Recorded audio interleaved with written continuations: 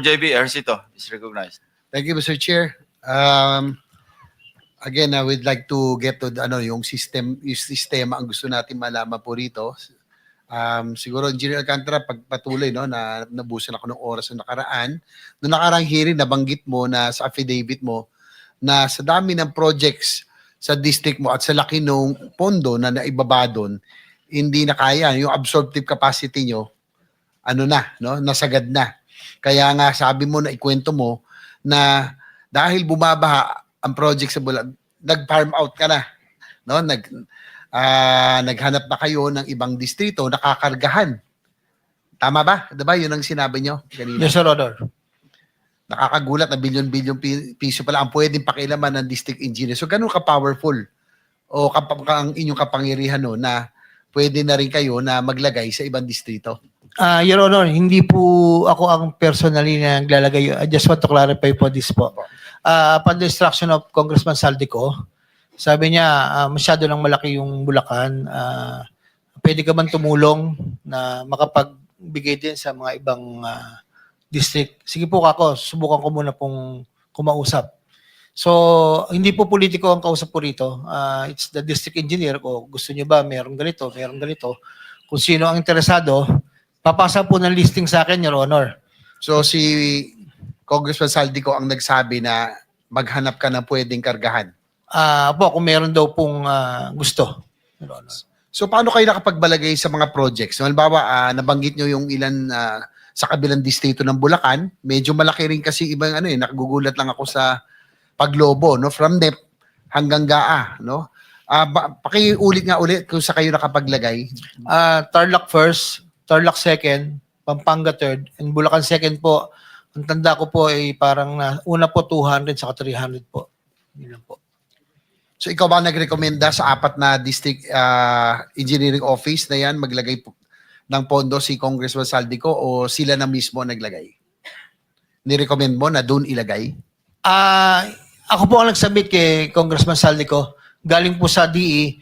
Kinausap po yung mga DE. Sino ang gusto at kaya. So kung gusto nyo, ito yung regulasyon.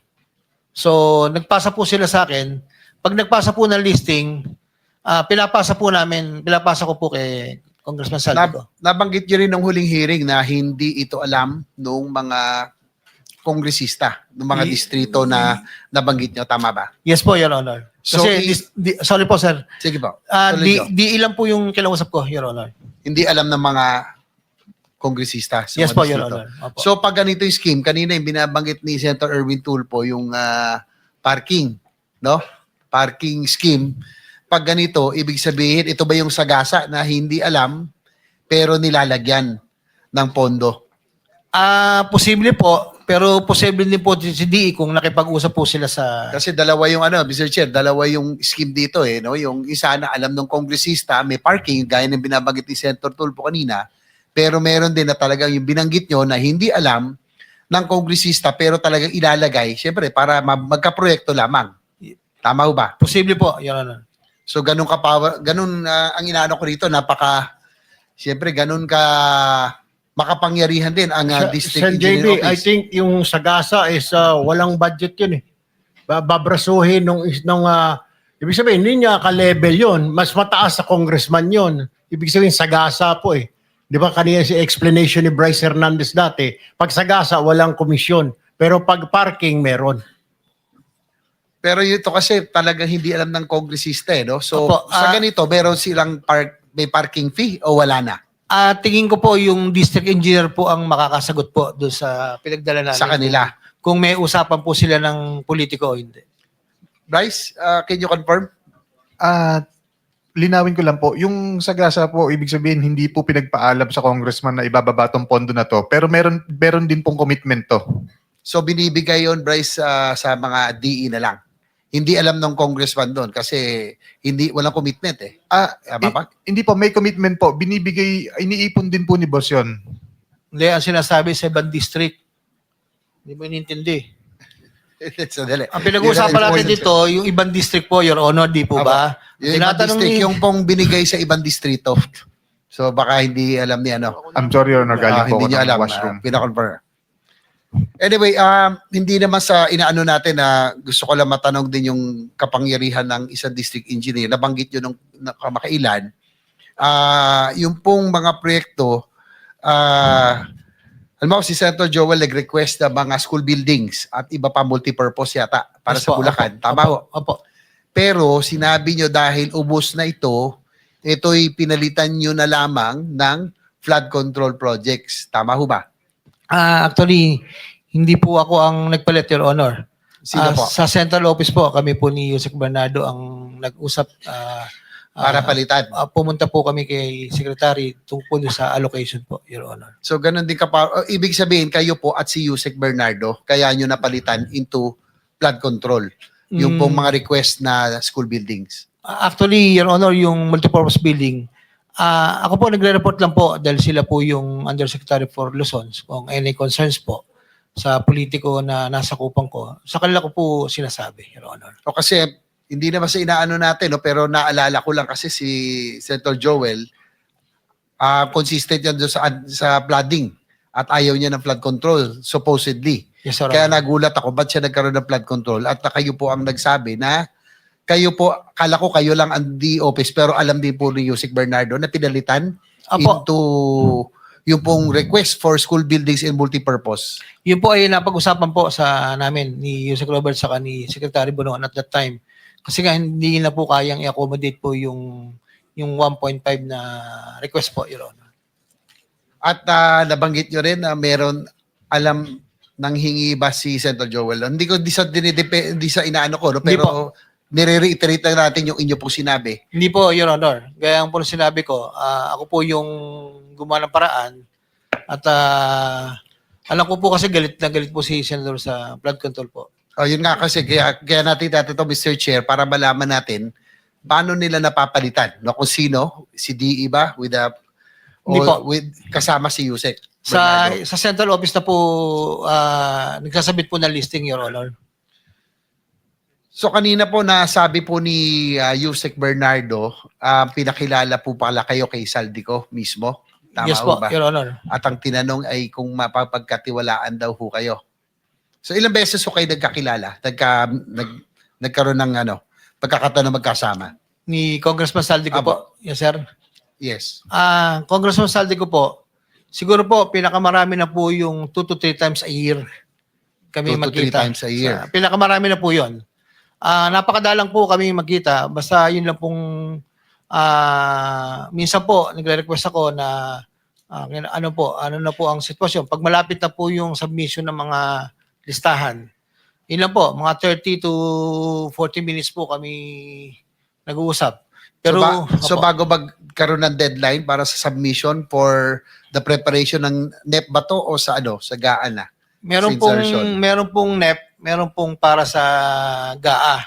Kaya may 2 to 3 times. Bago Yeah. mag-NEP, magmi-meet kayo kung ano ang pwedeng maipasok at bago meron din sa GAA. Bago lumabas sa GAA. Actually po, yung meeting po, nagtatanong lang po ako kung meron po bang ibababa o wala. Kasi po para makapaghanda po ako ng listahan kami po, makapaghanda po.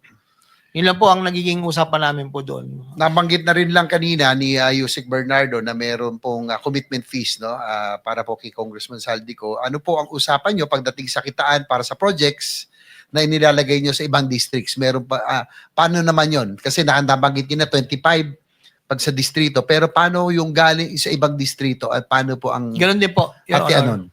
Your Honor, ganun din po. 25 din po yung kinukuha po. Yan po yung mapapatunayan ni Engineer Carlo dahil siya po yung inutusan kong coordinate po doon sa mga district engineer, Your Honor. So sa DE ganun din? Meron din yung DE doon?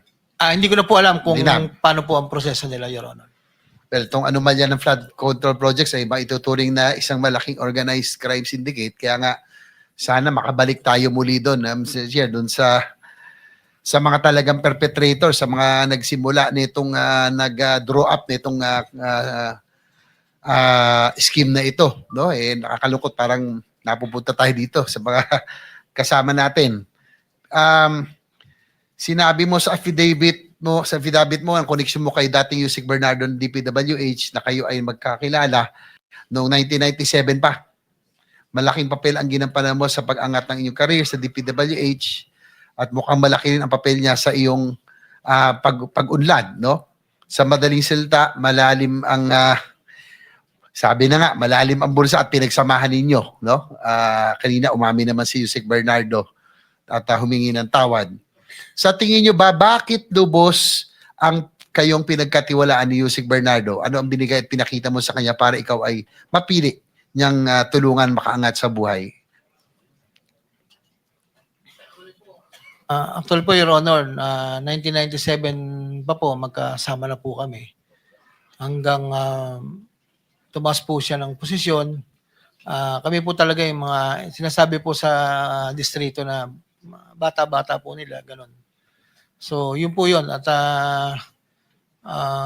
siguro po, yung pagtitiwala po, hindi naman po talaga ako sumisira pagdating po sa pera, Your Honor. Siguro bago lang magtuloy kasi tapos na yung oras ko, no? Si Engineer Bryce, papakonfirm ko lang yung pagpalit ng proyekto na nabanggit kanina ng boss mo, no? Yung school building, ginawang flood control. Do you confirm na si boss mo lang yon o kasama ang central office si Yusek Bernardo? Si boss po nagutos na gawing flood control po yan. Tsaka may gusto lang din po ako linawin. Yun Sige. po kasing sa obligasyon na 25%. 25 po, 25% po ang kinukuha. Pero kinukuha po ni boss yun, 25% sa ABC, hindi po dun sa proponent. So kung kukumpitin nyo po yun, meron po 2% na napupunta kay boss dun.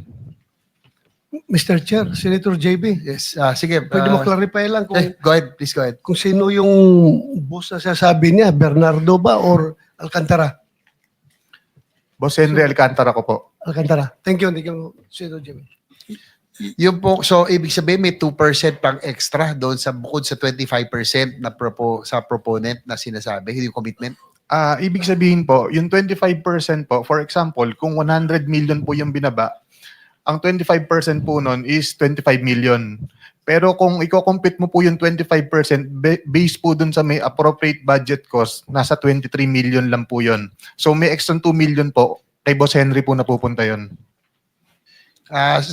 Engineer Alcantara, Papatunayan po ni Engineer Carlo yan, Your Honor. Your do you Honor, confirm? hindi po gano'n ang computation po noon. Kay Congressman Saldi po, nung tinanong ko po siya, 25% po talaga yung allocation. Tinatanong ko po kung saan po ibabase. Pero yung iba po, tulad nung kay Senator Joel, sa appropriation po, diretso po yun. That's why 150 po.